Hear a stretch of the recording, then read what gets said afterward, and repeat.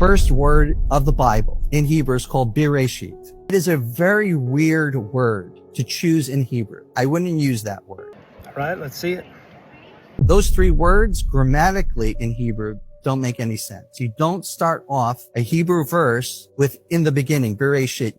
Well, except for the verses that do begin with Bereshit, such as Jeremiah 27:1 and Jeremiah 28:1, two of the 7 other occurrences of Bereshit that occur in the Hebrew Bible.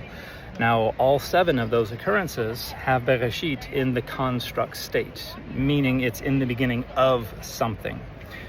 Genesis 1:1 is the only one that is conventionally interpreted in the absolute state, in the beginning, comma, and there's the rub.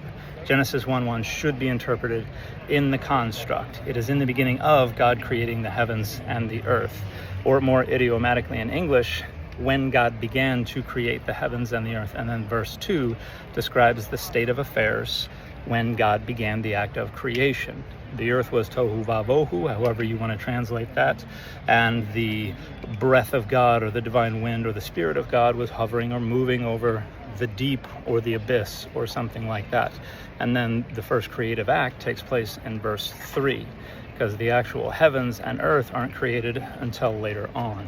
Now, some people will say, well, you can't have a nomen regens followed by a finite verb, but that's just the vocalization of the Masoretic text. We could revocalize it as an infinitive construct, exactly as we find in Genesis 5:1, where we have in the day of God creating. And the vocalization wasn't added until centuries after this text was composed. And in the Masoretic text, Bereshit has a schwa under the beit anyway, so there's no definite article there, so it is unlikely to be in the absolute state. Alternatively, you can follow Robert Homestead, who has argued that you could still have it in the finite form. You just have to understand it as an unmarked relative clause. And there are a lot of scholars who think that makes the best sense of the verse.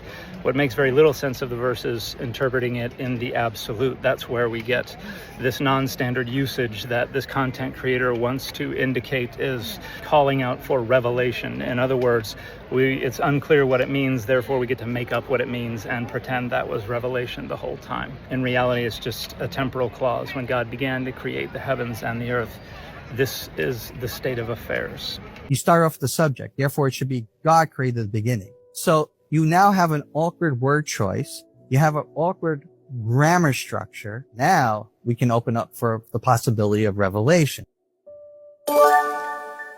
So this is just begging the question, if you interpret this in the construct, there aren't really many problems at all.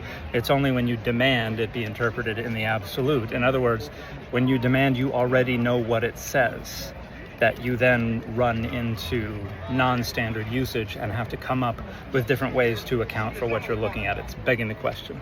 And the fit for this video is Hellboy.